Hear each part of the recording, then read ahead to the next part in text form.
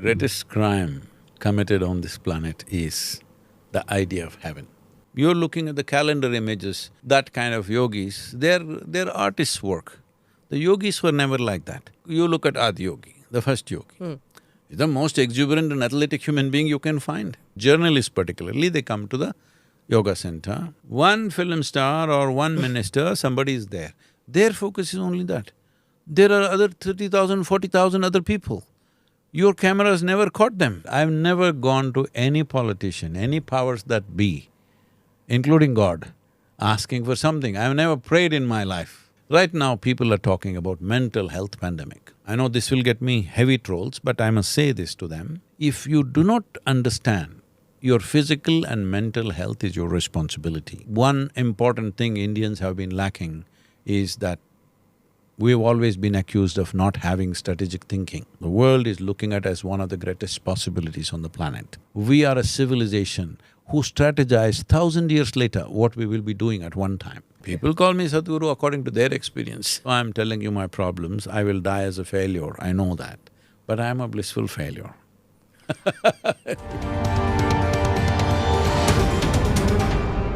Namaste, Jai Hind. Welcome to another edition of ANI Podcast with Smita Prakash.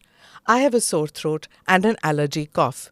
But I didn't cancel my schedule. I didn't try to reschedule the shoot because of what my guest had said last year to a podcaster. He said that despite having serious ailments like typhoid and malaria, he never cancelled a shoot, not the thousands of them that he had scheduled. You must have guessed by now who my guest is, Sadhguru. Sadhguru Jagdish Vasudev, a yoga guru, mystic, philanthropist, and author of dozens of books, a podcaster, he has millions of followers around the world. Sadhguru has been awarded the Padma Vibhushan, the second highest civilian award, for his contributions to spirituality and humanitarian services. Sadhguruji, pranam. Namaskaram to you. Namaskaram. Thank you so much for coming on our podcast. I'm very honored that you're here. A whole host of topics that I want to speak. I spoke to you about a year ago. We were just coming out of, the pandemic at that stage. So most of my questions were about how to cope with grief and what tools we can, we can employ, and your guidance on that, on how we can come out of it. But today, I want to ask you so much more. Because I heard this interview that you did with Joe Rogan. And I really, really liked that podcast. Joe is a wonderful guy. He's one of those guys who, whoever comes to him, he lets them speak. He understands he need to ask questions and wait for people to find expression. It's not a shoot and scoot kind of thing, it's very nice that way. But even his questions on mysticism and all that… Unfortunately, I could not address his inquiries about mysticism because that was just pre-Save Soil movement. I went there mainly for that purpose, to create support for that. So I kind of avoided those things because, people make controversies of all these things. Yeah, but still, I think you explained many questions which, people who don't understand much about what is the difference between spirituality, between being religious, between seeking, between knowing. You kind of explained that beautifully in that. So those who haven't seen it, please log on, and it's a very long one. You can get it on Spotify. But of course, today, in that podcast, you spoke about the concept of heaven. In all religions, there is a concept of heaven. In many people feel that this life is a preparation for the next life. But if you say that to the children today, they look and say, what? Nonsense, that's not true. See, the greatest crime committed on this planet is the idea of heaven. Because the moment you tell someone, this is not the place to live well, there's another place where you're going to go and live well, it's a crime against humanity. Really? It is. Because you're making sure people don't live well here, they'll wait to live well elsewhere. I'm asking, do you have any proof that you're not already in heaven and making a mess out of it? Yeah, there isn't. Or hell. That's up to you. So essentially, human experience can be either like heaven or like hell. So people say, they come to the yoga center and say, "Oh, Sadhguru, you've created a heaven." I said, "Don't say that. This is planet Earth and it's the most beautiful place that we know. Don't say that another place is there which is more beautiful than this, which is better than this. This is because you are living badly. You think there's another place where you will go and live well." All the sort of people that they say they went to heaven, I don't want to be in their company.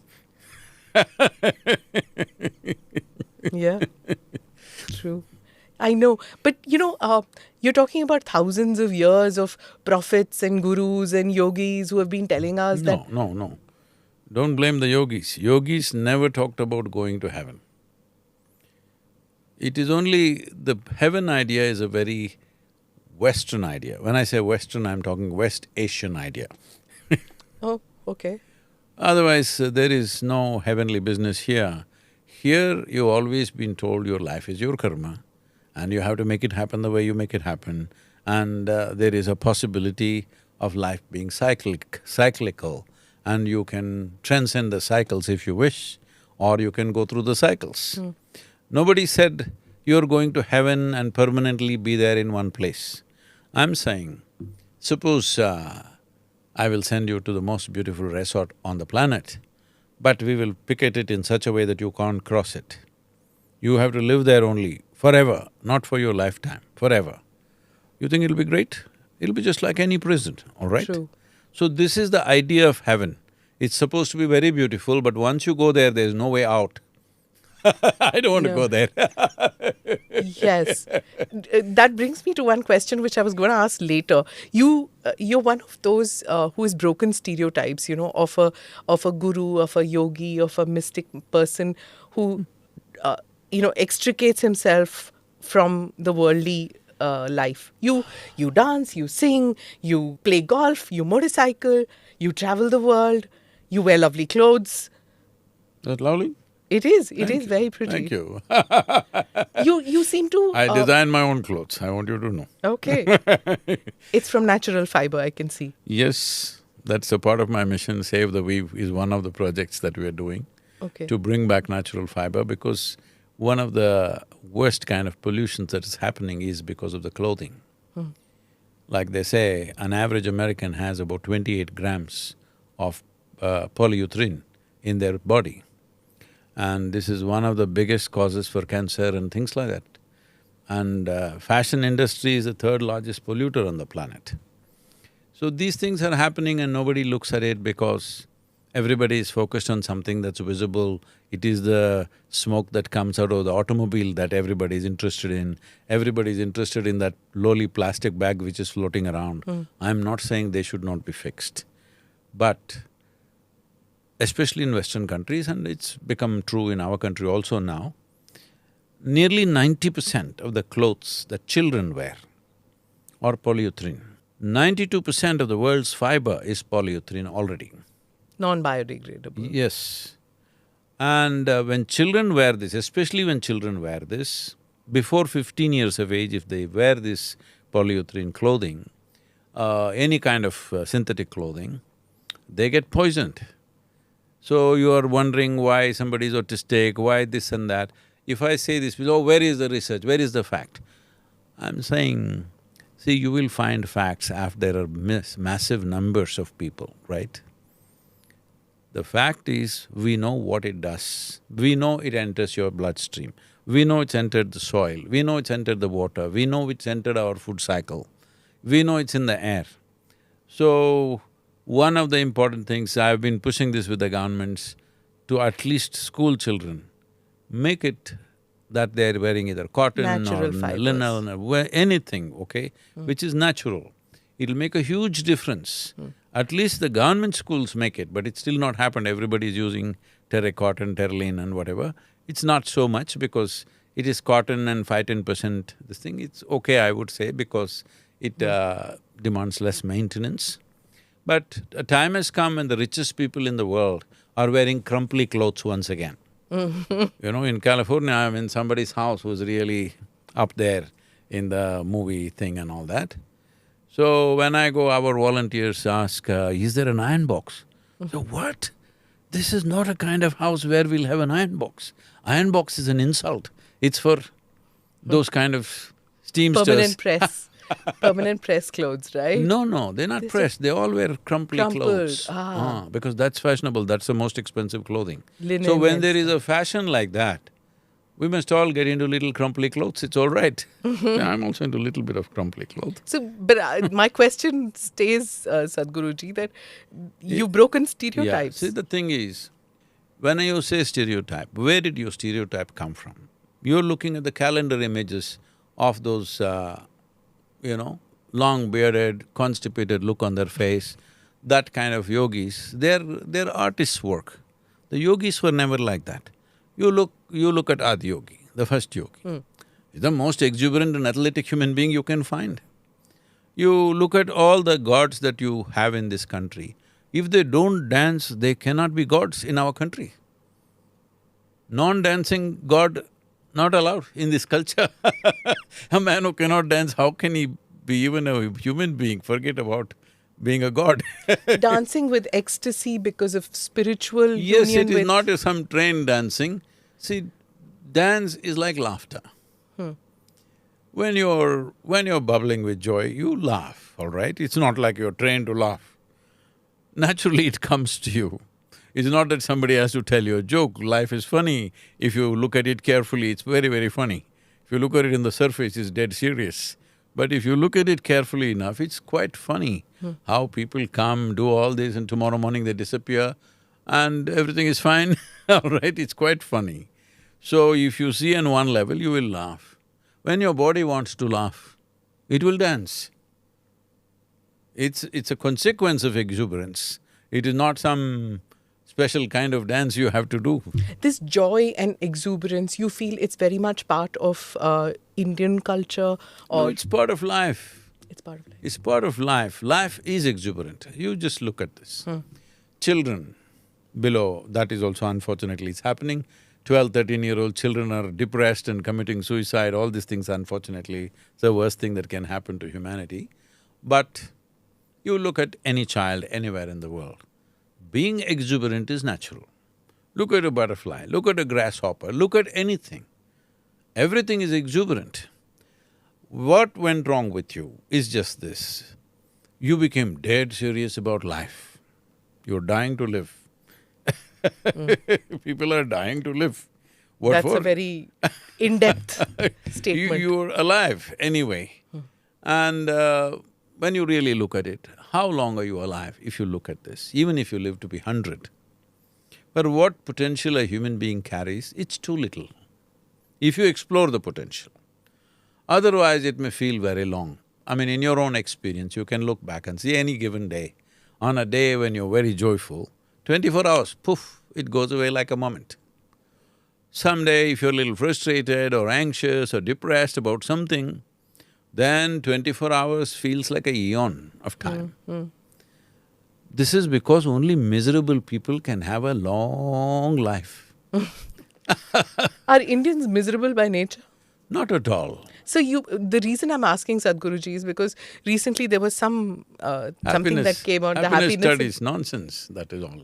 See, I travel everywhere in the world. Everywhere we go, at least Western societies, if you go to Africa and all, it's different, but Western societies, if you travel, they are at many notches above us in terms of material comfort and, their whatever is organization of life. But they will all in the evenings after the drink, they will all be laughing. During the work, can they laugh? When they're driving, can they laugh? Most of them can't even smile, okay? Unfortunately, in big cities in India also, it's becoming like that, but when I land in India, you will see many more smiles, brighter smiles, natural ones, not trained ones, simply bursting out. So when you were a child, at the age of 5, if you're so joyful, by the time you're 30, you should have become ecstatic if you were growing. But unfortunately, the reverse happens simply because your psychological drama overtakes the existential reality of life. Otherwise, if you pay attention to anything, a flower can engage you for the rest of your life, a leaf can engage you for the rest of your life. Why, if you pay attention, one atom can engage you for the rest of your life. It's so complex and fantastic. What makes you ecstatic? I've seen you the video went viral everywhere. You were ecstatic when you were dancing. There was so much joy. What made you feel that at that moment? I was not at that moment. I'm like that every moment. I must tell you this. Because you've heard all this, I don't know what to speak to you and what not. Everything, Guruji. See, I'm going to tell you my problems now, okay? I don't believe this. At least listen I to should it listen with to a it. grave face. Some gravity is needed. Grave Okay, face. right. This is the problem. People think if something important has to be handled, It has to be with they this- must be grave. No. Grave means you must be in the earth, you shouldn't be outside. You have no business to be sitting here and being grave. You must be in the grave, isn't it? Right. So I'm going about my life. Initially, I go through, from the age of 12, I start practicing yoga just for physical prowess, and it definitely set me apart physically and mentally. Then by the time I'm 12, 13, I'm a by then I've read, Das Kapital and Engels and stuff and everything. I'm fully fired up, wanting to join the armed revolution. Oh my God. Because my thing is injustice. I see injustice in politics, I see injustice in the economic situation, I see injustice in religious things that are happening, I see injustice within the family, I see injustice everywhere. So I'm simply angry all the time, not against anybody. I'm simply angry all the time because wherever I see prejudice and injustice. So in that anger, I thought armed revolution is the only way out. At that time, it was boiling everywhere in southern India. 70s you took. Yeah. Yeah. It was boiling a lot, so you wanted to become part of it. I almost was on the verge of it. Their own corruption saved me. Then I went there and then I saw they were also full of corruption. The corruption they were supposed to fight, they were even more corrupt. Then I backed off, where am I going, Yeah. So, later on I evolved into a hardcore atheist. Oh. Yeah, because essentially, anything that does not fit into my logical scape, I could not digest those things. I'm not somebody who values something because somebody has said it, however important they are. It doesn't matter, it's my parents or God himself spoke or his messenger spoke or whoever spoke. For me, it's of no value unless it makes sense to me. So nothing made sense to me, people are talking all kinds of things and everybody says somebody said something. So essentially what this means is, in their minds, the authority is the truth. For me, the truth is the only authority. From then to now, it's still the same thing, nothing changes for me. That is very deep. Yes. Truth is the only authority I have. I don't value any authority. So, naturally becoming atheist is natural when you think logically. Logically certain things fall into place, rest of the things don't fall into place, so you keep on discounting everything that doesn't fall into logical space. So then I traveled, crisscrossed India on my motorcycle, and I've seen this nation like very few people would have seen. I didn't go to any destination, I just rode across, just the terrain, the people. I slept in the villages, I slept on roadsides, I slept in railway stations, bus stations, all the money I had was only for the petrol in my motorcycle, and I ate barely, cheapest possible food I ate, and I didn't spend 1 rupee for my sleeping. I slept on my motorcycle most of the time, This is South India or did you travel across? I travelled up to Nepal, this side, and this side up to Rajasthan. Only northeast I did not do at that time. Okay. Mostly almost the whole country. What were you seeking? See, I was not seeking anything. All I knew was, what I perceived was not enough. I knew this is not it, but I don't know what it is. See, this is the whole thing people need to understand. They say, I'm seeking God. See, when you say you're a seeker, you become a seeker. Your seeking is genuine only when you don't know. You already know there is God and you're seeking. This is a fake seeking. You do not know, that's why you seek, isn't it? When you realize you do not know, you start seeking. So my problem was this, why I look like this, why is this wall blocking my vision? I want to look like this. So I'm doing crazy things with my mind, trying to look beyond. And people, it'll look absolutely nuts because there are troll armies which will go at me. But there are things you can do with your senses which you have not imagined possible. Such as? You can look the other side of the wall if you want. There are ways to do it. There are many creatures who are doing that, all right?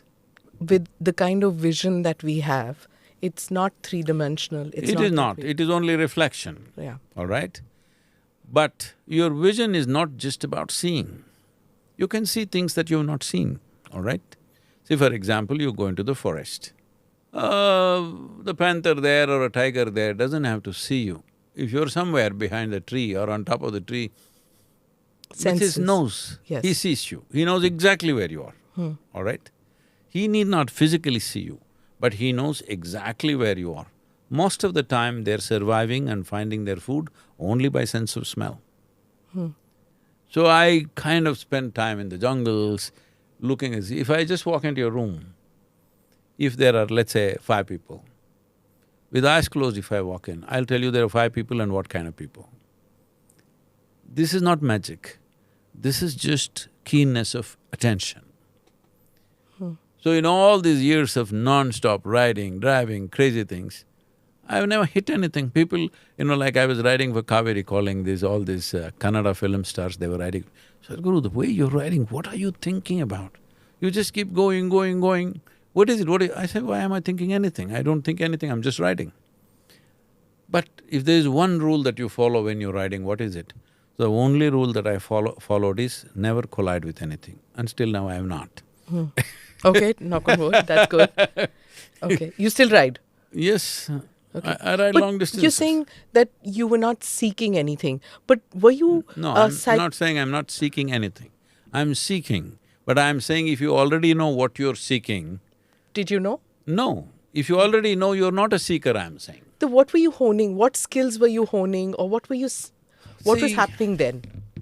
I felt kind of caged inside the body. I thought this is too limited. There must be something beyond. I don't know what that is. I did not grow up in any spiritual or any kind of culture, tradition. It's a very agnostic family. There's no enforcement of religion or anything with us. So, only thing is they want us to educate, which I refuse to do. So… But you did go to school and college and everything, and you did I get went education. in the direction of the school and Okay. college. Not inside. Okay. Didn't interest you. No, I spent time in the libraries, but I never really sat in classrooms much, both in school and college. Very rarely I went there.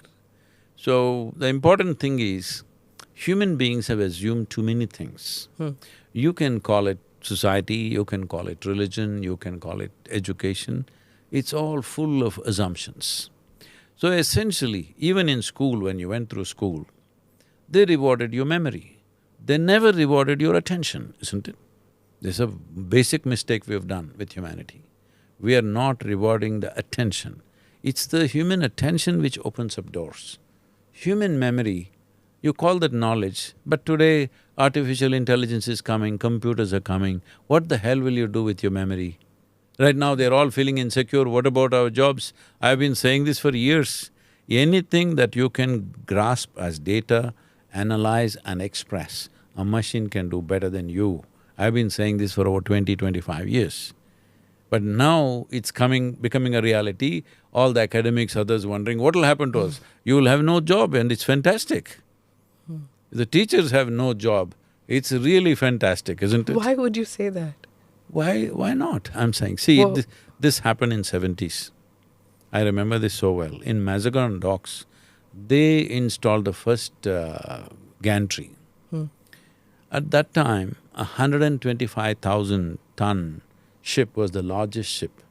They would take 24 to 28 days to unload one ship, the coolies going up and bringing things. When they put the first gantry, they said, what are we supposed to do?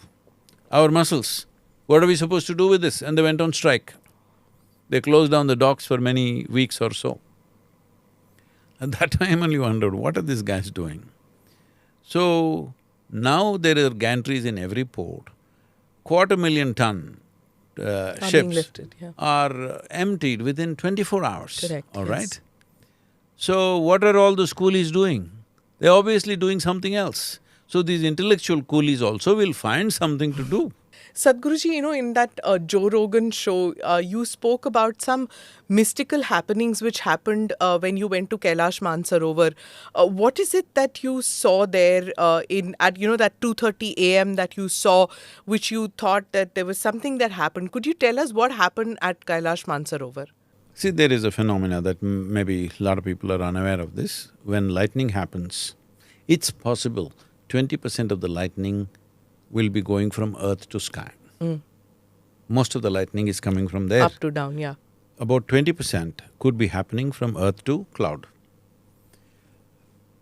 That's not what it is, it's not lightning. What's happening there, all I have to admit is, I don't know, really.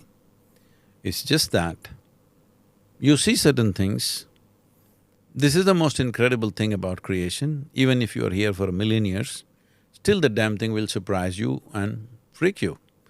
Because people have been telling me about this Kailash and this and that. I'm not a pilgrim kind of person.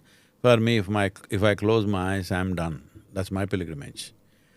But everybody's saying, I thought one-time trip we will make to Kailash. Oh my God, what it is, unbelievable.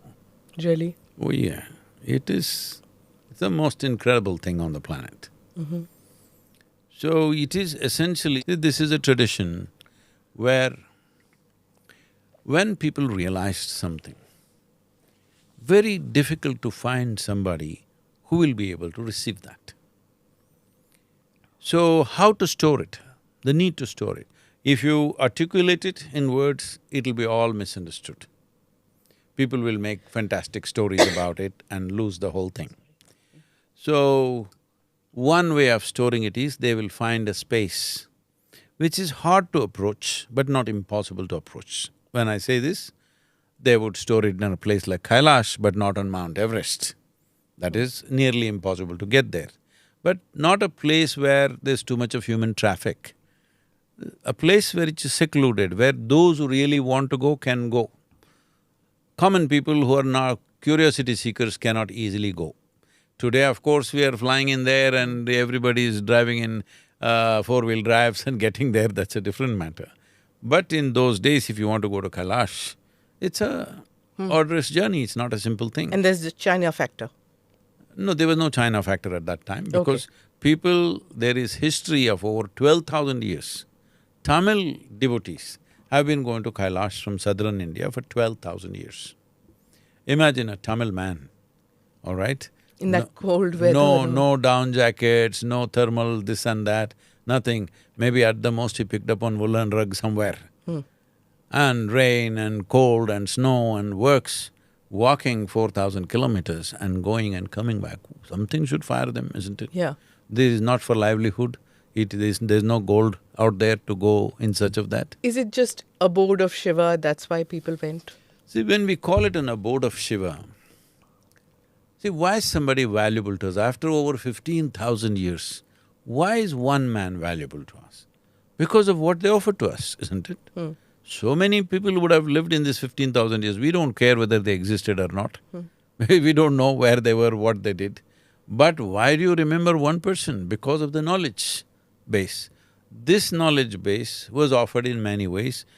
Why we built this Adiyogi 112 feet is because of this, because he offered 112 methods as to how a human being can attain to their ultimate nature.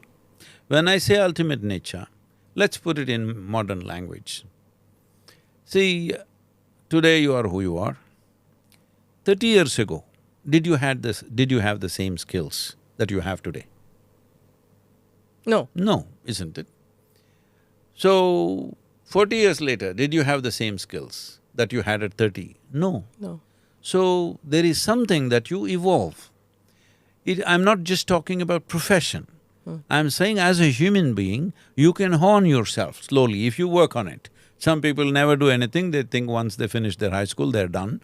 Yeah. But others haunt themselves either with work or with study or with sadhana. One way or the other, people are…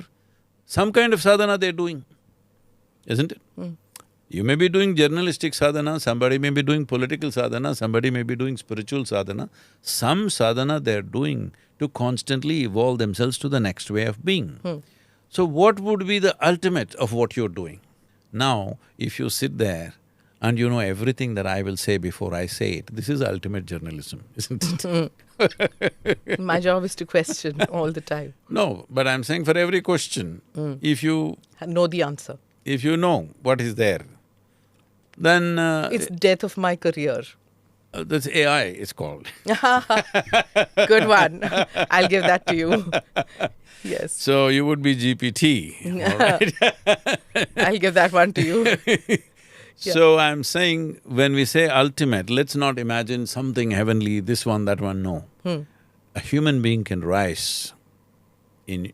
I'm taking you as an example, from the age of 12 to who you are right now, you have risen in many ways. I'm not talking about a social rise. That's subjective to times in which we exist. But within yourself, in terms of your experience, in terms of your ability, in terms of knowing life, in terms of grasping what's around you, you have risen in your own way, isn't it? Your sadhana may not be like my kind of sadhana, but by working in a certain way, you do some sadhana, all right? Or by studying something, you do sadhana. So every human being, no matter where they are longing to be something more than what they are right now. If that something more happens, will you settle? No, you want to be something more. I insulted you with GPT, but you would like to beat the GPT. That'll be Yes. the aspiration, isn't it? Yes. What the GPT cannot do, you want to do. Yes. So essentially, you want to continuously evolve into bigger and bigger possibilities. So if all those things that you can ever dream of, all those things, if I make it happen for you right now, will you settle? No. No. You would want to go further. So essentially, your longing is to evolve or expand in a way that it is limitless. If those who know only money, they may thinking of limitless money. There's no such thing, but they will try. Somebody who knows only wealth, they'll think limitless wealth. Somebody who has knowledge, limitless knowledge. Somebody who has skills, limitless skills. Somebody who has love, limitless love. Somebody who's in pleasure, limitless pleasure. Everybody is thinking of limitless, may not be addressed as limitless, they're going in installments, but they want limitless. If you approach limitless or boundless possibility in installments, it is like counting 1, 2, 3, 4 and hoping one day you will say infinity. You can only become endless counting. So when you realize this, you see the problem is not in something else, the problem is in your own faculties, how you see, how you hear, your ability to do… Body is a great possibility, but it's also a cage. Did you feel that people who go to Kailash Mansarovar get this realization? Did you feel when you went the first time that you were able to realize your insignificance compared to the magnificence of that place? Very few people can go there and come back without being overwhelmed. Very few. Not because they're bigger than that, because they're insensitive. Otherwise, if you go with a little preparation, how to go there, if somebody is there to tell you how you should approach this, no one will come without being overwhelmed by it. The sheer presence of it is such. As I said, I've grown up as a super skeptic. I'm skeptical about everything. I don't trust anything around me except what I see and what I perceive. But if you go by your limitations of perception, I was just talking about the wall, it's a limitation. This is only 8 feet away from me, but I can't see beyond that. Why can't I see beyond that? Is there no way to see beyond that? This is because our vision is right now like this, that only if something stops light, you can see it. See, right now you can see my hand. But this hand is not so vital for you right now. But the air that you breathe is very vital for you, without it you cannot exist. But can you see it? Fortunately, even in Delhi you can't see it these days. Yes. Thank God for that. Yes. So you cannot see the air, but it's the most vital thing. You cannot see many things which are the most fundamental aspects of your life. So essentially, spiritual process means making an attempt to see that which does not stop light. That's why it's called enlightenment. So, for young people who want seek that enlightenment and get to know themselves, You're saying I'm old? not at all. You are experienced in so many different ways. You give the tools and you teach the tools. But suppose a person cannot get away from their regular life and from their day-to-day life. What would you say that? We can teach them where they are.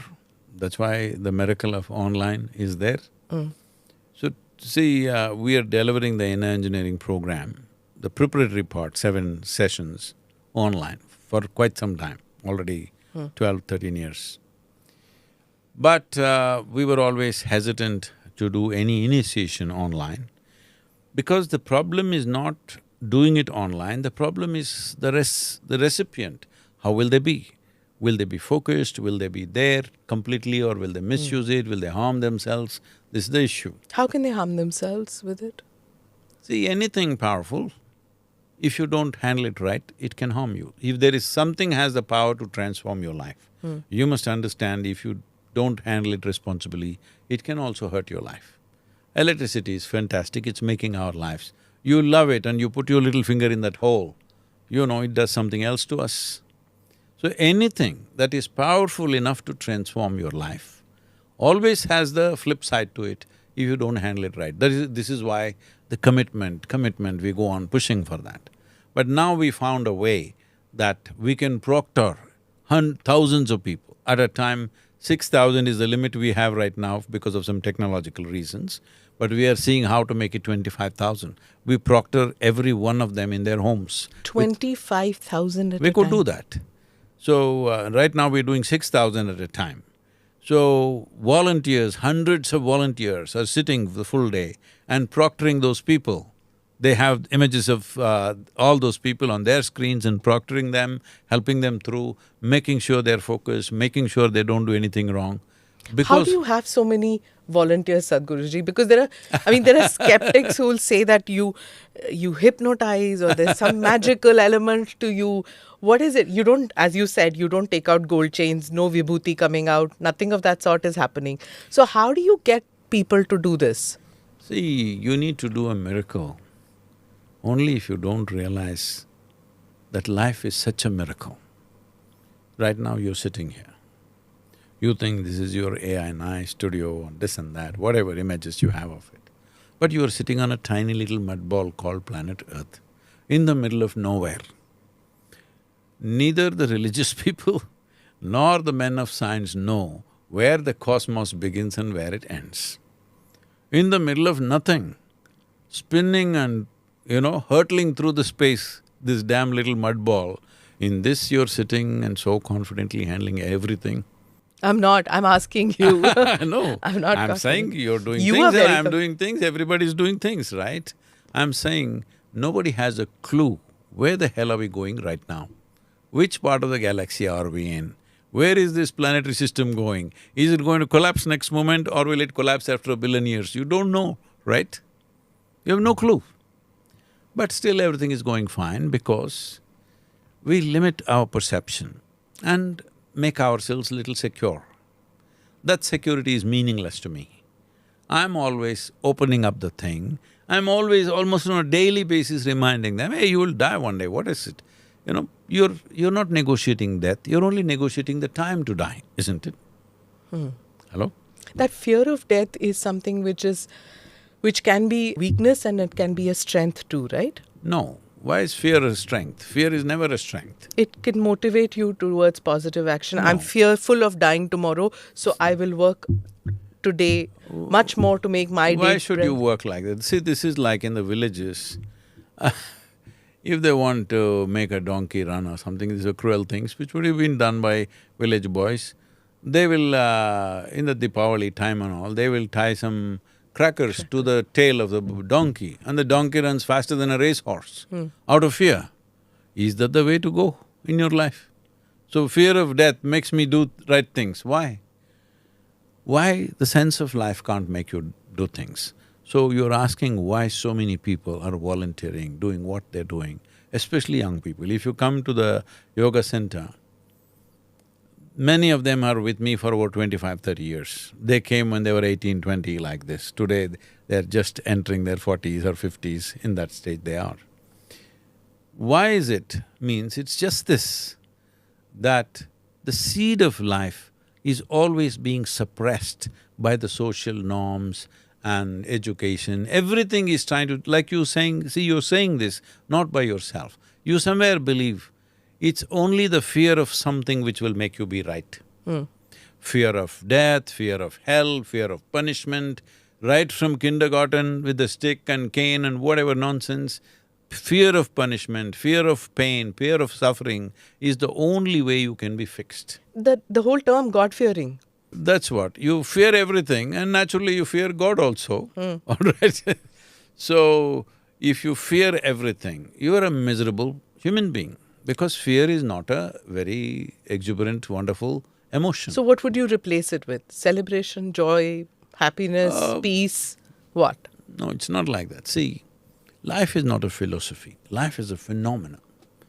You can either ride it or you can be crushed by it. If you're crushed by it, you will live in fear and suffering. If you learn to ride it, so you have seen…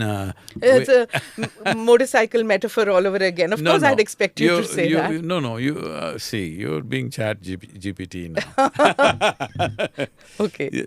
You've seen wave riders. They're just riding huge waves. What is a wave rider's dream? He wants to ride a tsunami, all right? Yeah. It could kill him, but he wants it. No, if he's good at it, he wants to ride a tsunami.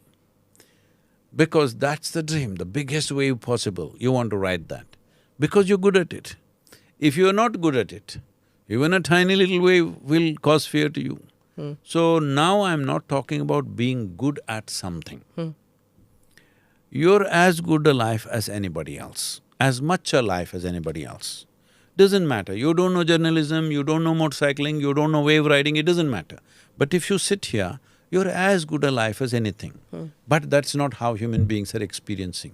This is the only thing I do to people, that experientially they realize that they are as good a life as anything can be. Maybe they're good at nothing in the world, it doesn't matter. They're… as a life, they're good enough. Once people experience this, there is a certain exuberance to life. You may not know how to do things that other people do. When it comes to skills, we are not the same people. When it comes to intelligence, we are not the same people. When it comes to language, we are not the same people. In any act that we perform, we are never two people are never the same, isn't it?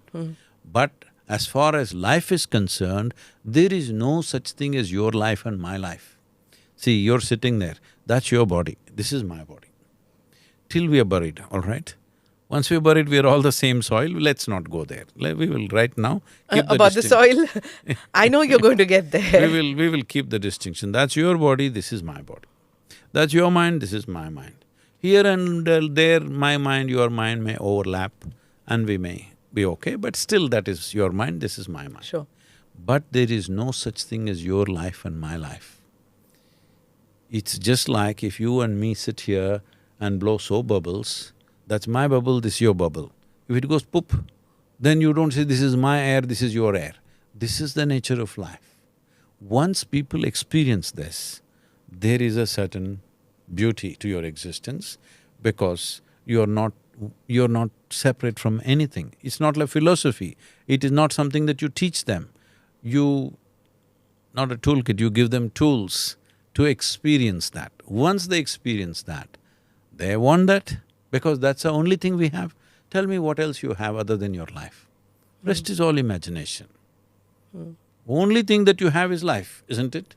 When did you get this realization? Like, most people would think that, oh, you… That's what I was about to tell you my problems, but you said no. No, please do. I need to know. This after all these things, then I rode across and they stopped me at Nepal border when I went on my motorcycle. I was just… Did you look like this with the beard and… No. No.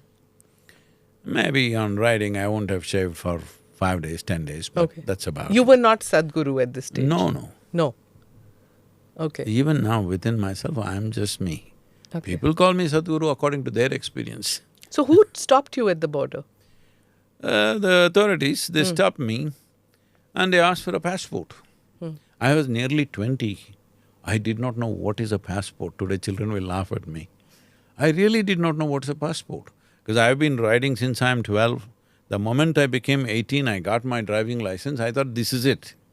I'm going everywhere in the world. I want to just ride away. So they stopped me and they said, passport. I said, what is that?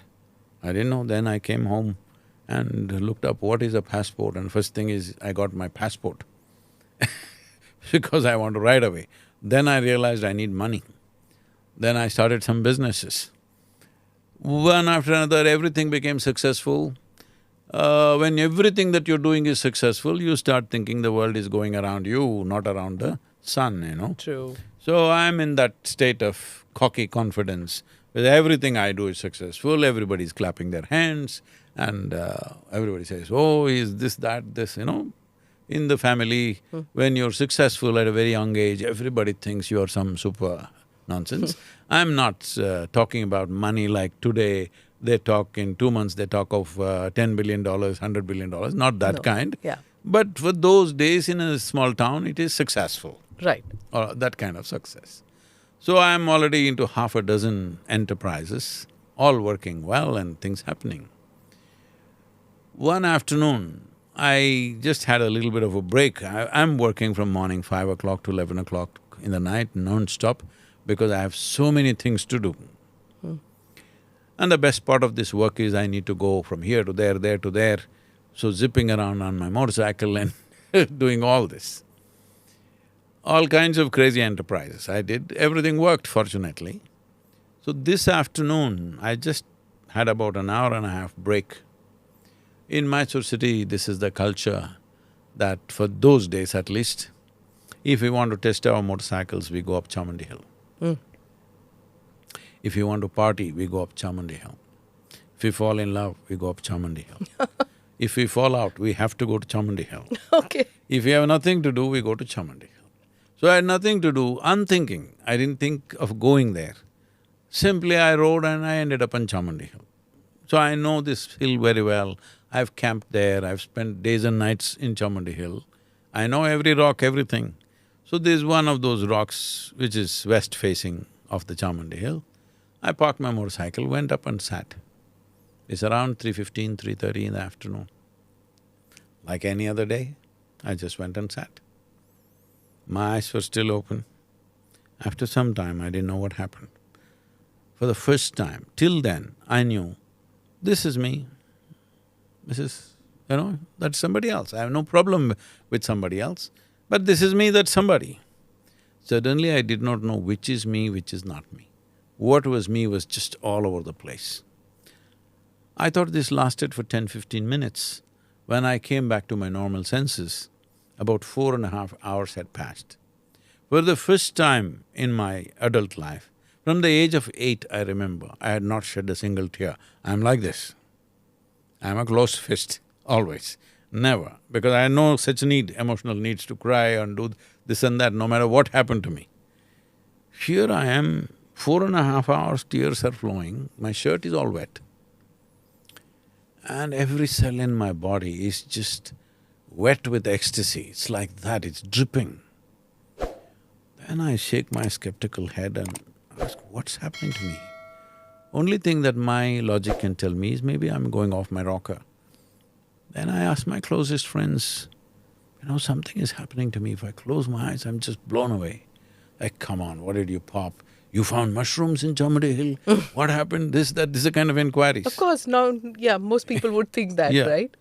So because I had no context anywhere around me to tell me what's happening to me. Nobody to tell me what's happening to me. All I knew is, I've hit a gold mine, I don't want to lose it. That much I know, but I don't know what it is. So I experimented this, what is this? Then I discovered this is so simple. If I can take my hands off my psychological process, my thought and my emotion, if I take my hands off that, every cell in the body just gets blissed out. It's like head to toe.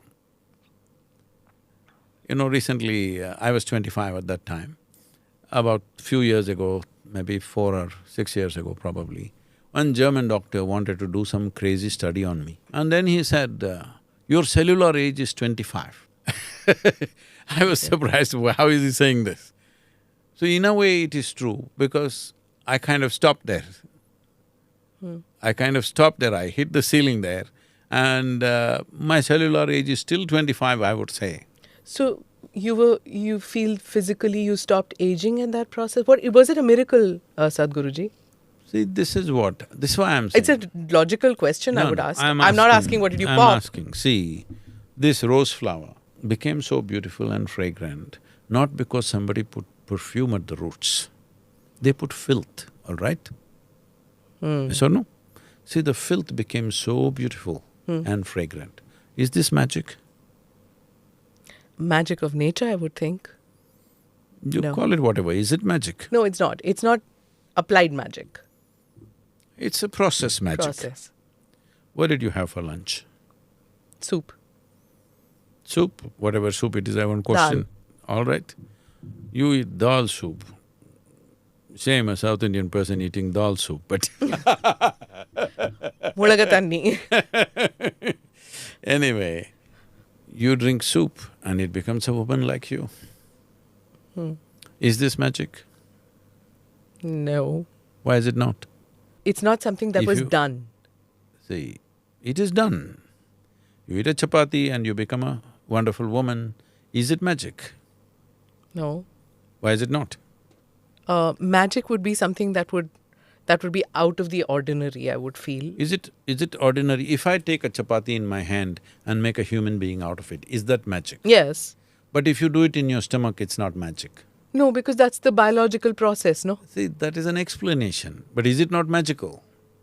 Yeah, magic of nature, as I said before. That's See, how… You're dismissive when you say magic of nature. You don't have to eat human flesh to become a human being. You can eat dal, you can eat chapati, you can eat whatever nonsense you want and still become a human being, isn't it? In a matter of few hours. Is that not magical? Tell me one thing that's not magical in the existence. Yeah, I get that, but many people go to yogis and godmen I'll come. waiting for that magic. Yes, I'll come to that. That is because they have not seen the magic of life.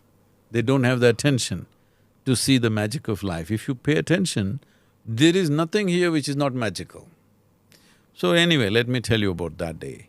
And 6 to 8 weeks passed and I realized this is all it is. If I can keep my hands off my psychological process, I will burst into blissfulness.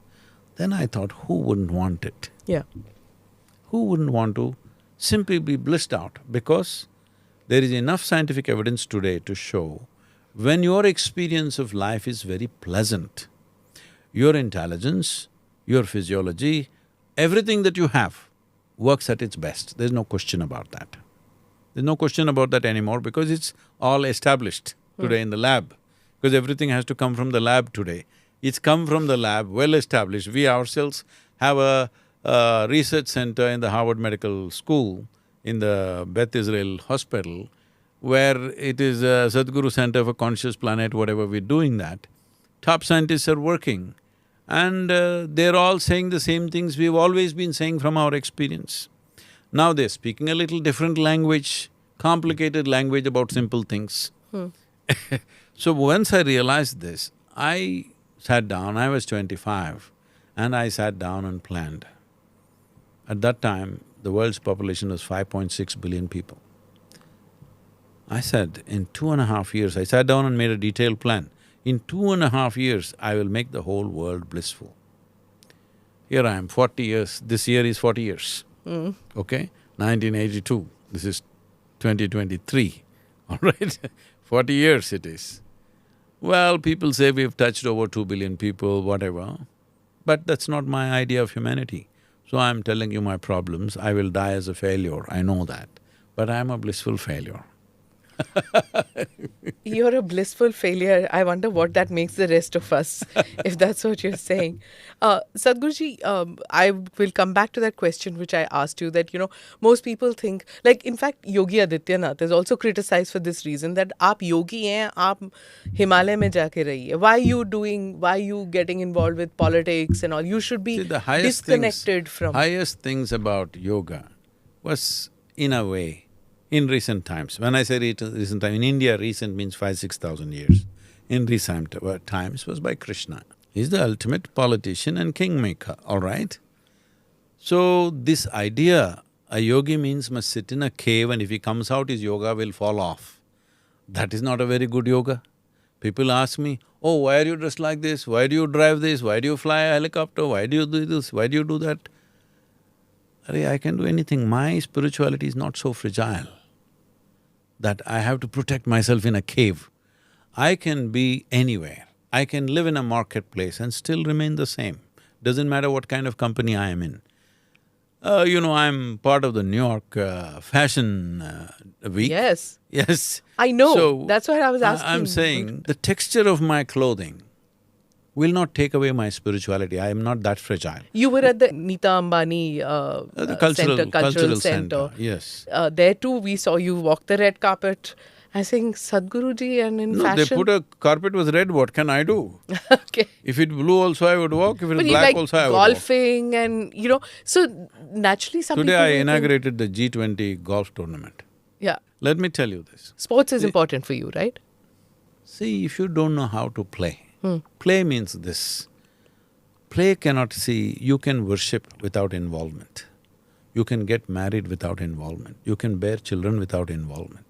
But you can't hit a ball without involvement. A ball won't listen to your nonsense. Whatever you fool yourself with, game is such that you cannot play without absolute involvement. I think I'm paraphrasing, I may not be getting the right words. I think it's Swami Vivekananda who said this, that you're closer to the divine in kicking a ball than in your prayer. Something like this. To that extent, to that meaning, he said something in those terms. Because it's true. You can learn the mantra and go on saying it, thinking about 100 other things. But you can't… if you think about 100 other things, the ball won't go where you want it to go. That's a good thing about a ball, Yeah. Where So- you hit in the concentration. Yes, When you do without involvement, it'll not happen. This is the fundamental. Without involvement, you will go without knowing nothing about life. Sadhguruji, when you went to these places like the fashion place and you went to the Ambani Center, you play golf with people, some people think that, that you're close to very powerful people. That very successful, rich people are around you, and that's how you become a magnet for successful people. Is that No. true? See, why would I come to Delhi and go to the slums in Delhi? 70% of our work is in rural India. Rural India is a slum, I want you to know. 70% of the work is in rural India. People who come to me, over 70 to 80% are all rural people. When I come to Delhi, of course I want to meet people who matter, who are either in positions of responsibility or something, otherwise how do you do work? So their problem is, their attention is only on them. See, I'm not trying to be commenting on any particular profession, but journalists particularly, they come to the yoga center. One film star or one minister, somebody is there. Their focus is only that. There are other 30,000, 40,000 other people. Your cameras never caught them. You never paid attention. The problem is with you, but you think I have a problem. I have no problem with a celebrity. I work in the prisons, I work with rural people, I work with tribal women, I work with anybody because my work is with human beings. What the hell they think of themselves is not my business. My business is human beings, whoever they are. Whom do you connect with easier? Rural folk or complicated city folk, rich folk? Who has more existential problems in your… And not just that, is it Indian American? Because you spend a lot of time in America. What about that, like in the West Coast? Do you feel That they take, like, I know one answer you gave said they go round and round and round to come to telling what their problem is. Whereas in India, patak se they tell like that what their issue is. So, whom do you connect with more? I even connect with the grasshopper as I connect with the most loud one in my life. It's not any different for me, because see, this is the whole thing. We are misunderstanding the involvement of life to relationships. See, now if I spend 10 days in your home and talk to you, we may develop a relationship bond. Right. But when you sit here in front of me, not because of who you are, because you're sitting in front of me, if you ask me who is the most important person in your life, I'll say it's you. Yeah. This is not because of anything, because this is how my attention is, this is how my involvement is. This moment, whatever is there, whether it's a flower or a grasshopper or a human being, my involvement is absolute. About the question is, this question of, if you are a yogi, you must be in a certain way. Why are you doing all these things? Let me tell you, because Buddha Purnami is coming, let me honor him for this. When Gautama was traveling, during the monsoon times, they would stay. Along with him, there are hundreds of monks. Everybody needs to be accommodated somewhere, everybody goes and stays in different homes. Even now, we do like this, our full-time volunteers are all supported by part-time volunteers. 8, 10 volunteers take care of full-time volunteer, their clothing, their travel, their food, everything is taken care of, that's how we do work. So they were also doing that a few thousand years ago, but they were doing the same thing, how else to do work? So monsoon time, they can't be traveling because they're traveling by foot, they stayed in one town. So one lady came to Gautama, she's a local courtesan, or to put it simply, she's a prostitute. And she comes and says, I heard that your monks are looking for residences, why don't you send some monks to me? And everybody had gone, 1 or 2 were left, Ananda Tirtha was left, and she looked at, why doesn't he come? He's a tall, handsome monk. She said, why doesn't he come and stay with me? Gautama said, by all means, Ananda can stay with you. So he told Ananda, please go stay with the lady. So he went to the prostitute's house. Oh, the whole town went agog. Oh my God, he sent a monk to a prostitute's house, what's happened? So when he went there, the lady brought nice silk clothing and said, suppose you are wearing very rough clothing, let me wash it, you wear this. So he wore silk robes and he sat there. She played music, she danced for him. He paid absolute attention and watched her. People said, see, she's singing music, then what'll happen next, what'll happen, then imagine everything. Then after the monsoon was over, after a few weeks, the Ananda Tirtha came back to Gautama along with a nun. She turned into a nun. So when people were questioning him, he said this. He said, see, I'm walking this path because I see this as the most powerful way to live. But you're telling me her ways are more powerful than mine. If it is so, I will also join her. I'm like that. If I find something more powerful than the way I'm existing right now, I will join that. What is your existence right now? You lead very busy lives, you're constantly traveling, and you want to touch people's lives and bring that blissfulness that you experienced into as many lives Just as trying possible. to rub off my experience on people, that's all. But what is that secret sauce that attracts millions to Isha Foundation? What is that you feel in you? See… No, I'm sure you must be thinking, what do I do? What is it that I do which the other people don't do? Don't you think that? I do life, they do mental circus. I do life. I've got my headline. I just do life, nothing else. So you don't think that there's anything which is mystical and magical that you do? I mean, of course, you have an issue with the whole term magical. No, I have no issue with that. I'm only saying, see, one thing… see, magic means what? Now, if I put my hand into my pocket and pull out a pigeon, this is magic, Yeah, isn't that's it? what people would think mostly, yes. right? But if I I was pull out a coming back to pigeon… that vibhuti and Yes. chains. If I pull out a pigeon and give it to you, You have a bird and I have a shitty pocket. That's that's all it is. What do you do with that magic? Now I can show you a different magic. If you come to the yoga center, I'll show you people who've been there for many years. In the last 10 years, they've not had a moment of angst, moment of anger, moment of frustration, moment of anything. They're simply there, not simply sitting somewhere in a cave, actively working with all sorts of people and still don't experience that. This is the magic that the world needs, and that's the magic I'm trying to weave. Sadhguruji, when you're attached to family, when you're attached to your children, your aging parents, your spouse who might have… Why only those 5, 6 people? Why not to me? Yes, but you're born into those relationships, right? To get into a your relationship… husband was not born with you, your children were not born Society with you. gave that, yes, correct. So when you… No, I'm asking, Okay. why are you attached only to 5 things? Why are you not attached to the whole universe? What's stopping you? But that would mean disconnecting with those, right? No, why? Why? It's not so. See, right now, as I said earlier, now I'm looking at you, you are the most important life in my life. Right now, if I think, no, my daughter is more important than you, my friend is more important than you, why? Right now, you are the most important person because you're here with me. Because this is life. Now I'm thinking of my daughter, this is my psychological memory, right? When she's there, that's a different matter.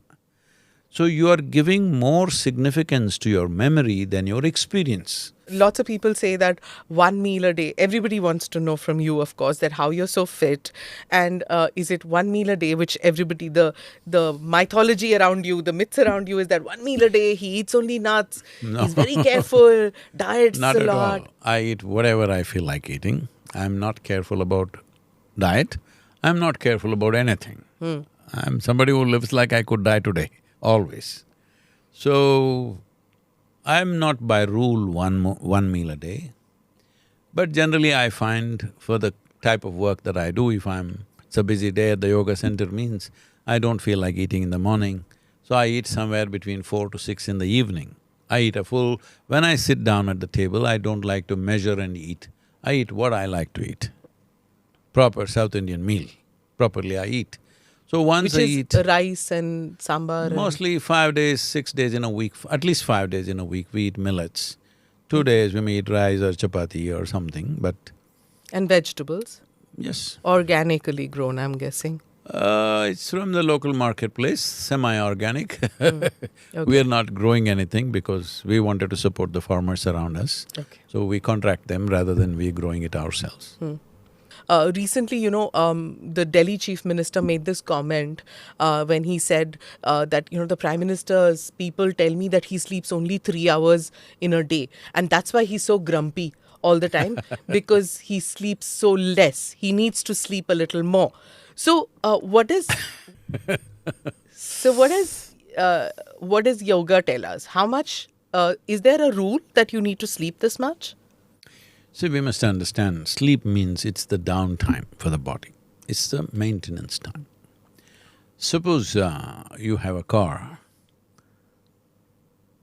which needs 1 day of maintenance in 30 days, it's all right.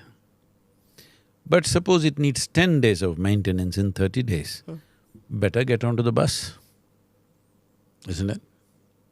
So right now, doctors have been saying, others have been saying, you must sleep for 8 hours a day, otherwise your heart will… this will go happen, that will happen. 8 hours a day means you're sleeping away 1/3 of your life. 24 hours, 8 hours you're sleeping 1/3. Another 2 hours could be going in other kind of maintenance of eating, bathroom, this, that, whatever. Because all these things are needed, bodily processes are a must, we can't be without it. So, if 8 to 12 hours are going in maintenance, when are you going to live really? It's not efficient way of living. So don't fix times like that. See how to make body more efficient, more energetic, more effervescent. Naturally, the need for food… See, right now, There was an ambassador car. I'm not making a comment about any brand, but because that brand doesn't exist, I think we can talk I about like it. how you go into automobile metaphors all the time. Because fuel, we're talking about fuel. You were driving an ambassador car, if you put 1 liter, if it ran for 3 to 4 kilometers, it was great. If you press the throttle in 2 kilometers, 1 liter ran away, because half of it would be leaking out also, so many things. Today you have more efficient cars, bigger cars, faster cars, which will run 10, 12 kilometers for the same liter. Some of them run over 30 kilometers for the same liter. The hybrid ones running 45 kilometers for the same liter. What is this? Upgradation of technology and better maintenance. When I say better maintenance, less friction in the whole machinery. So you may think this is me, but actually this is a biological machine, isn't it? If you take away all the friction within, both food and sleep, the need will come down. It consumes less fuel, it needs less downtime. This is something you must do if you're interested in living. Because if you're sleeping, people say, I enjoy sleep. Nobody can enjoy sleep because you're not there. You enjoy the restfulness. Why are you not restful when you're sitting here? You're simply revving at a high RPM for no reason, and then you want to lie down and sleep because the body is tired. Tired, yeah. So it is not something that you prescribe. You work towards making the body very effervescent and alive. What kind of fuel would do that? How much fuel would do that? Then naturally sleep arranges itself. I never fix how much I must sleep. I've never woken up to an alarm. My girl just laughs at me, you don't know how to set an alarm on the phone? I said, I don't need it. Do you have a phone? Yes, I have a phone. What do you do mostly with the phone? Make calls It's or… my office. It's your office. I don't go to any office. I handle everything on the phone today. You're such a social media sensation on YouTube, on Facebook, on Instagram. Do you check what do people see? What do people ask? What do people comment about you? I may not be able to see comments much. Here and there maybe, just to have a feel of it. Like, But every why do video… they like my sambar? That's what I said, there is a certain fascination about food, probably because good home food is disappearing so fast Yeah.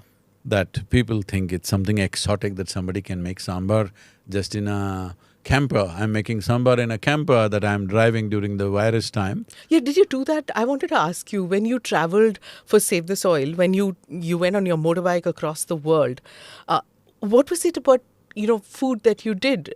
American food, you went to Egypt and you went to all those places, riding in the desert and all that. What did you do for food? There was a team organizing food ahead of time for the whole… because there was nearly a team of 27 to 30 people, photographers, videographers, and setting up… See, because we were not just riding. In these 100 days, I said 691 events. Yeah. That's So, phenomenal. Yeah, those events, organizing those events, there were people traveling with me or ahead of me most of the time. So they would have food ready at a certain place. It didn't always come on time, but I'm okay with food. I'm not like I must eat at a given time. Okay. Food and sleep never came to me. What about on controversies? time. Do they bother you? See, the thing is I made myself like this, that somebody else will never determine how I am. Somebody else or something else never determines how I am within myself. So if the controversy supports the work, I don't mind the controversy. If it's impeding the work, of course, we would like to relieve that. Like for Isha Foundation comes under criticism many times that you've taken Always, what do you land. mean many times? Okay, Always. always. And then those who do not succeed in bringing you down legally, they say that the reason is because Sadhguruji is connected so well with powers that be, that's why. With powers that be, you can inquire, you're a journalist. Have I ever gone to any chief minister or prime minister ever asking something for myself? Ever? Have I taken 1 rupee from any government? Have I taken an inch of land from any government? No.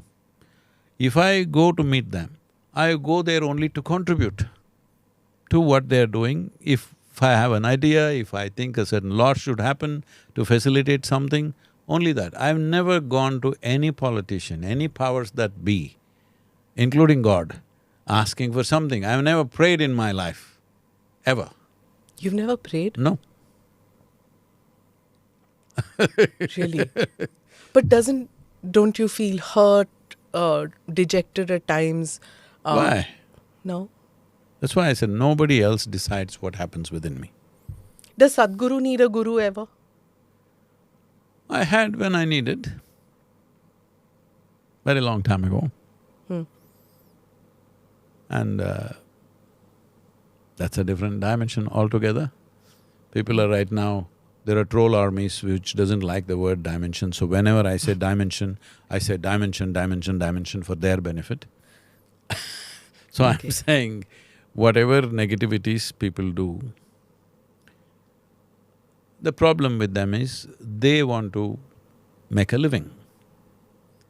So they know that if they use somebody's name, they can make a living, they're doing that. I'm okay if they make a living, but if they impede the work, then of course we act to see how to relieve those things. But till now, whatever they have said, have they produced one iota of proof? One little thing? No. This is not exaggeration of what we are doing, this is just total imagination of what it is. So any number of times openly I've challenged, you're talking about thousands of acres of forest.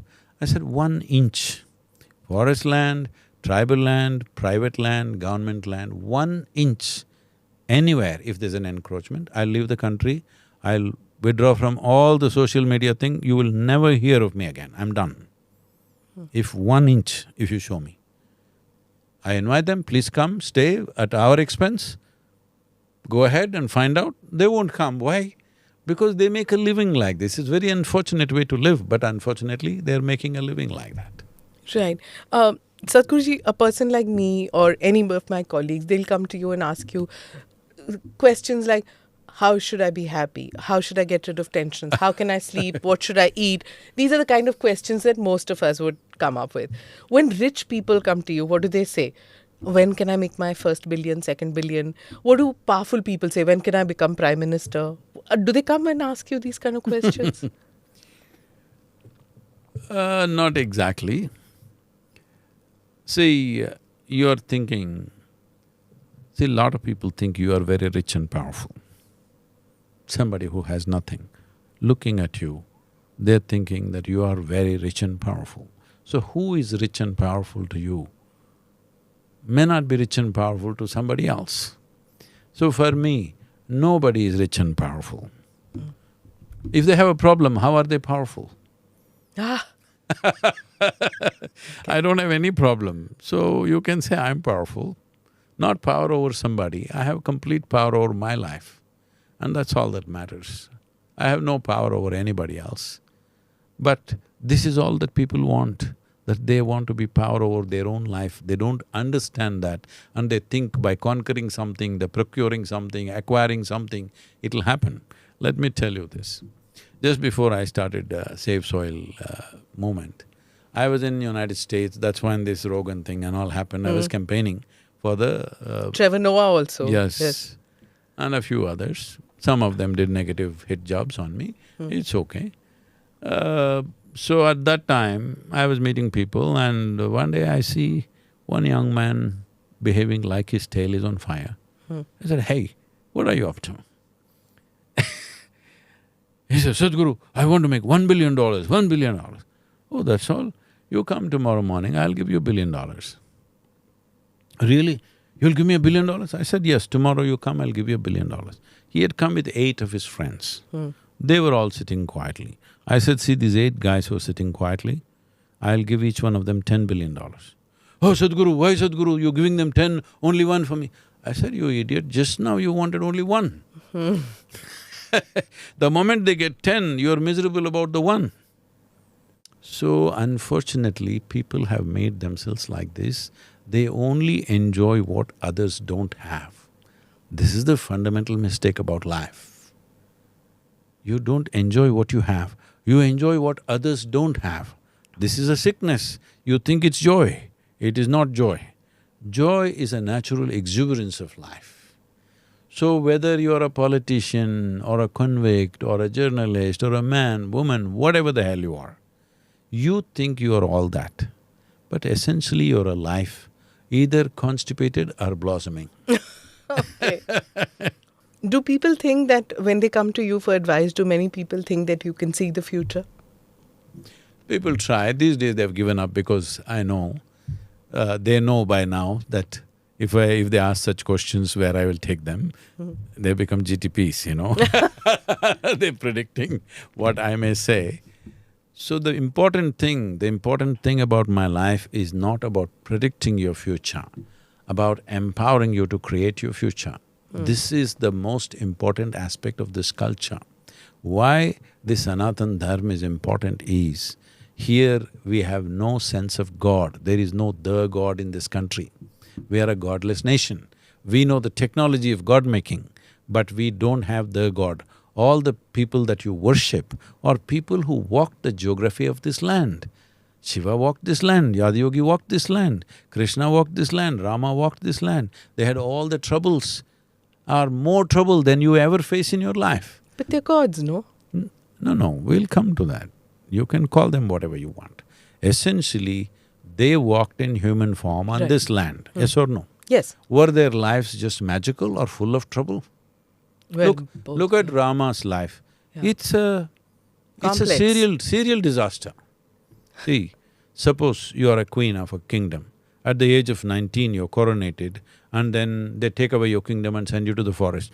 One disaster like that you wouldn't recover, most people. Yeah, tribulations all his life. Most people wouldn't recover with one disaster. Yeah. Lost his kingdom, as if that's not good enough, lost his wife, then he goes out and battles and kills people that he doesn't want to kill, and then gets back his wife, and again some politics, and sends away his pregnant wife to the forest, never gets to see his children.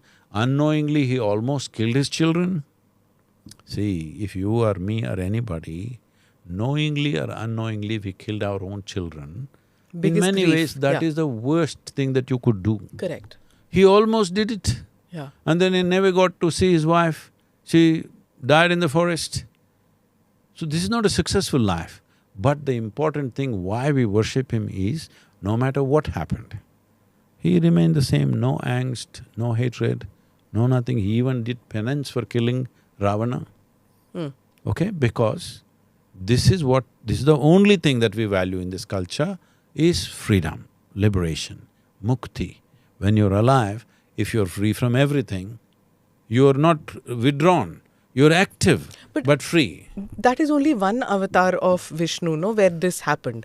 In the others, in the other avatars, it wasn't that. It wasn't. See, what you call as avatar is Darwin's theory of evolution. This was not spoken recently. This was spoken, they say… Hello, Adi- welcome trolls for what Sadhguruji say. Adiyogi himself is supposed to have spoken this. Correct, yes. The first life, see what are the avatars, tell me? Matsya, Matsya avatar. Paraha, No, don't go there, one at a time. Matsya avatar, what does it mean? Fish. Water life. yeah. Life, waterborne life. There was a time when hardly 10% or 5% of the land was land, rest was all water. So first life was naturally waterborne. What is next? Kurma, okay. So what does it mean? Amphibious life. Huh. Crawled out of the water, half on land, half on this, learning to live on land. That's what amphibious life means. Next is, among the many creatures, smaller creatures, they're ignoring and coming to mammals. The first mammal or the grossest mammal is a pig or a wild boar. Why I am saying it's grossest is even today, at least the ladies will say this, if a man is very crude, you'll say What a he's like a pig. pig. Yes. So, something very basic means pig. So the most basic mammal is a pig, very rooted in its body, very hard to kill a pig, people don't understand this. It's not like killing a deer or a goat or something. Very hard to kill a pig, it takes a lot to kill the pigs. Because they're so rooted in their physicality. If somebody is very physical, you say he's like a pig. So the next thing is what? Narasimha. Narasimha, half man, half… Half man, half animal. Next thing is what? Vamana, dwarfed man. Next thing is what? Parashurama, full-fledged man but volatile. Yeah. Volatile. Next is what? Rama, peaceful man. Next is what? Krishna. Krishna, a loving man. Next is supposed to be a Buddha, a meditative man. The next one is Kalki. supposed to be a mystical man. Don't look at them as individual people. These are different stages of evolution. Just look at Darwin's theory of evolution. It is parallel to this in many ways.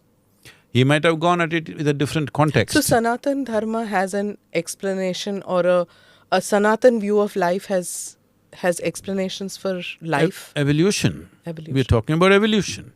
See, there are places in our Vedas where they're talking about single-celled animals, okay? We're talking about evolution because we are a dialectical culture. We don't do anything in a way that it doesn't touch your life. We write our history that way, we write our science that way, because if it's not going to touch and transform your life, what is the point of any science or history? So this also is said in such a way that we are making it an embodiment of that stage of development and saying it is this person, this person. It is not about people, it is about different levels of evolution that happened. So next one is supposed to be mystical.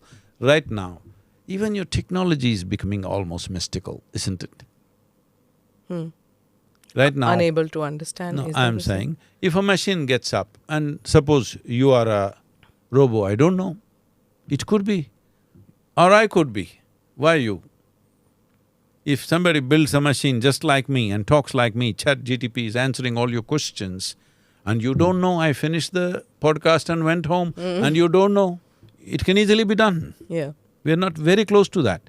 See, almost 20 years ago, Mr. Honda, the Japanese… the Honda company chairperson said, by 2050, we will produce 11-member football team and they will win the World Cup.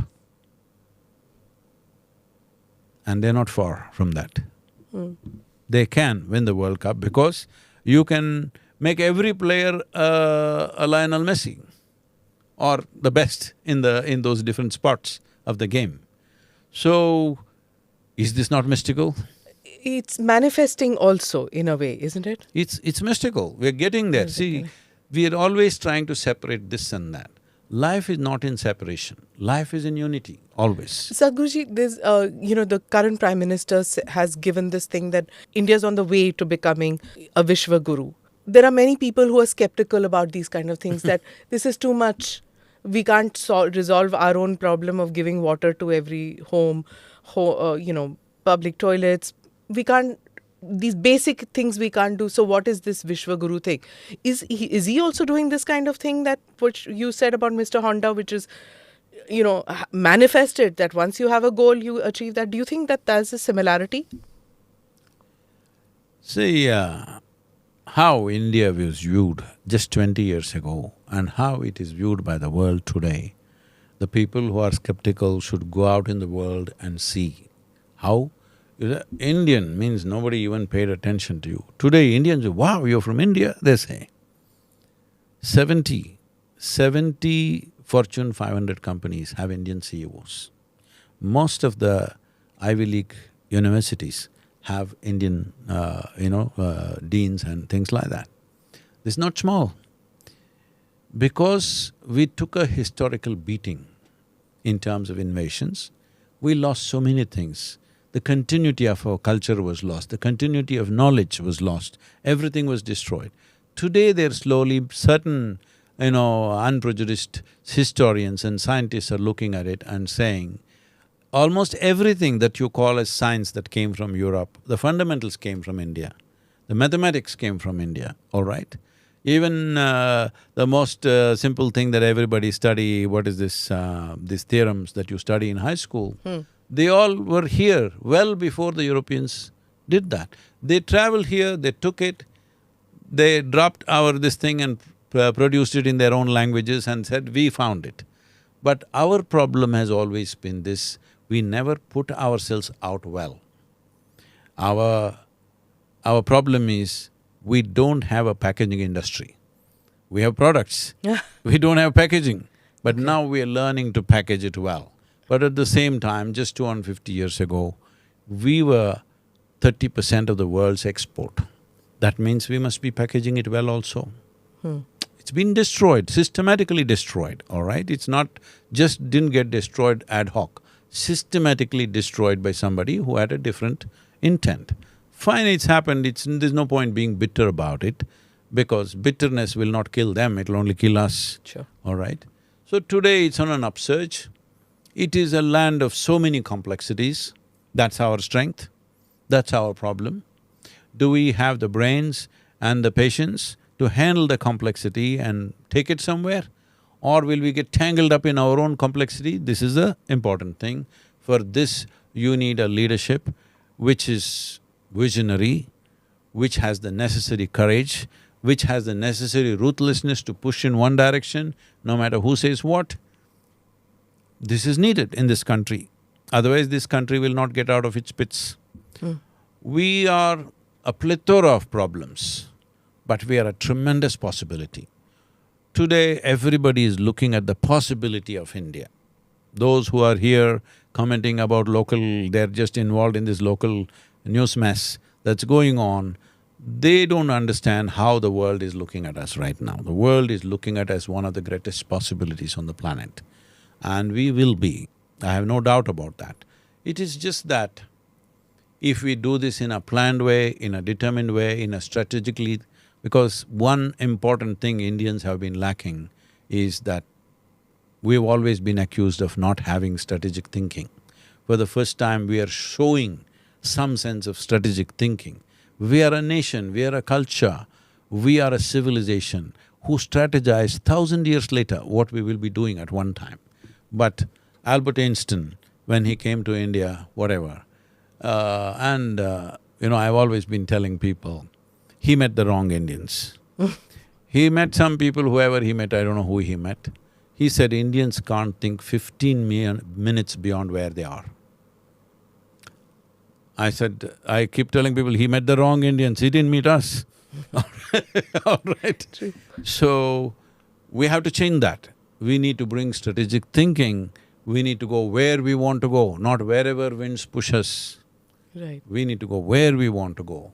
I think that determination the younger generation is beginning to show, the aspirations are such, they want to go where they want to go. This is not going to happen just like a dream. There is striving. There is a whole lot of striving to make this happen.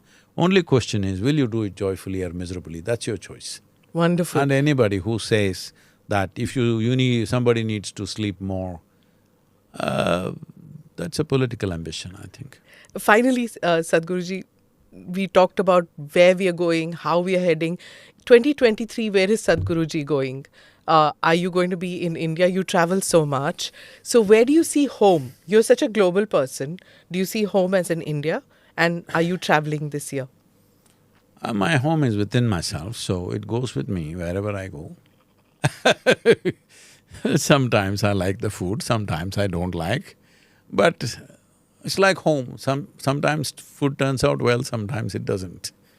Are you… do you have like you had Save the Soil, is there something that you're planning, the next project? Yes, we are in the process of crafting what is called as Conscious Planet Movement. It's a global movement. Even Save Soil movement did not happen under Isha Foundation, it happened under Conscious Planet, which is a separate foundation outside of the Isha Foundation. What Conscious Planet means is, see right now, there are many aspects. I don't want to go into detail considering the time. There is only one problem on the planet, the human being. If you and me are not here, what's the problem on this planet? There's no problem on this planet, everything is fine, isn't it? Right now, everything is a problem. Every natural process, happening that happens, we call it a calamity. If an earthquake happens, we die. If a flood comes, we die. If anything happens, if a spectacular volcano blows, we will die. Everything is a calamity in our understanding. These are all natural happenings which have always been happening for millions of years. So this has become like this because of the way we have constructed our own lives in a compulsive manner. Our own intelligence has become the most serious problem. Right now, people are talking about mental health pandemic. I know this will get me heavy trolls, but I must say this to them. If you do not understand your physical and mental health is your responsibility, the chances of you being physically, mentally healthy becomes more and more remote as time passes because of variety of reasons. Soil is very directly connected to your mental health and physical health, of course. Mental health, I am saying, because that's the most fragile part of who you are, and that'll go off first. Physically, you're feeling this and that, somehow you carry on, you don't think you're ill. Something is… for most people, all their faculties are not fully functional, all right? But they carry on thinking this is how it is. But the moment the mental faculties don't work, you get clearly crippled. So that is beginning to happen. The recent CDC stats say, in America, 1 in every 3 teenage girls are depressed. When we are growing up, a teenage girl means she will giggle for nothing. There's no way to get her depressed.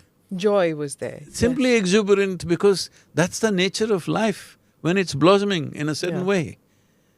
Even a little donkey, you see, when it's at a certain age, it simply jumps around for joy of life, not for anything that happened to it, simply for the joy of life.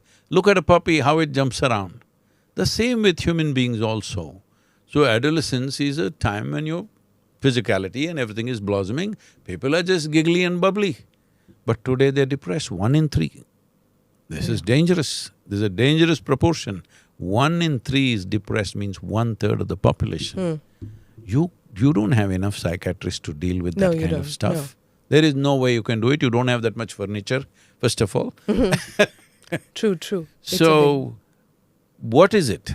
See, if you can conduct your thought process consciously, would you ever go mentally off? No. If you can conduct your emotions consciously, would you ever go off? No. So what is missing is consciousness. But what we're looking at is like this. Suppose this room is dark and I say, Smita, get this damn darkness out. And you start pushing it, kicking it, whatever, will it go? Turn on the light and it's gone. Yeah. So for compulsive behavior within ourselves, the only and only solution is consciousness. So this conscious planet movement, we're trying to build technology platforms to proctor people that our aim is 2 to 3 billion people should have a minimum of 12 to 15 minutes of practice that they will do, and we will monitor them for at least 1 year minimum, that they're actually doing it. We want to find sponsors to give them rewards. If somebody is working on their inner well-being, let's say you did some sadhana for 6 months and you feel wonderful. If you feel wonderful, all the people who work with you, they'll feel wonderful. True. Your family feels wonderful. True. The world will become wonderful. This is the only way. Yes. Without individual transformation, there is no global or universal transformation. Okay. There is simply no such thing. But this is the important thing, that human beings should become little more conscious. So as a part of this, we are launching this in 2024. Right now, preparatory work is going on because we were depending on cryptocurrency, thinking we'll give crypto rewards for people. You Okay, do… that's not working. No, not now, it's work, Yeah. it's gone. Gone. At one time it was going. So we thought, if you do 90 days of practice, we'll do one coin, which will be valuable in the marketplace. So you are not paying for your, getting the sadhana. We are paying you for you to do the sadhana. Because you doing sadhana, you're improving the world in many ways. Your workplace, your home, everything improves. This is the only way the world improves. So now we are looking at sponsors and other things to find a ways to sponsor people, that you are doing your sadhana, you are well, we will monitor you. There are ways, medically we can monitor you, how your blood pressure is, how you're feeling, everything. If you're like that, we reward you for that. For your health and well-being, we are going to reward you. With doctors and scientists involved in this project? all digitally. All digital. All digitally, simple. See, today you have like wristbands which will tell you what is your pulse rate, Correct. what is your blood pressure, what is your sugar, they're able to kind of… Yeah. maybe not exactly, but they're able to do this. So with that kind of instrumentation, with phones, phone is the main instrument, through that we want to monitor. Still this work is going on. Okay. It is still… technology needs to be built up, but basic technology is there, we are not inventing anything, we have to innovate a little bit to make that happen. Right. So creating a conscious planet is the most important thing. At least 2 to 3 billion people, if they are willing to spend 12 to 15 minutes within themselves and improve themselves, it's a better world. And it's the only world we have, right? So we have to work towards That's all it. we have. Right. Thank you so much, Thank you. Sadhguruji, for speaking with Thank us. you very much. And it's been an illuminating conversation and will get us all thinking a lot about it. Thank you so much. Thank you. Namaskar. Namaskar. Thank you for listening in to this very special broadcast. Do like or subscribe on whichever channel you have seen this or heard this. Namaste. Jai Hind.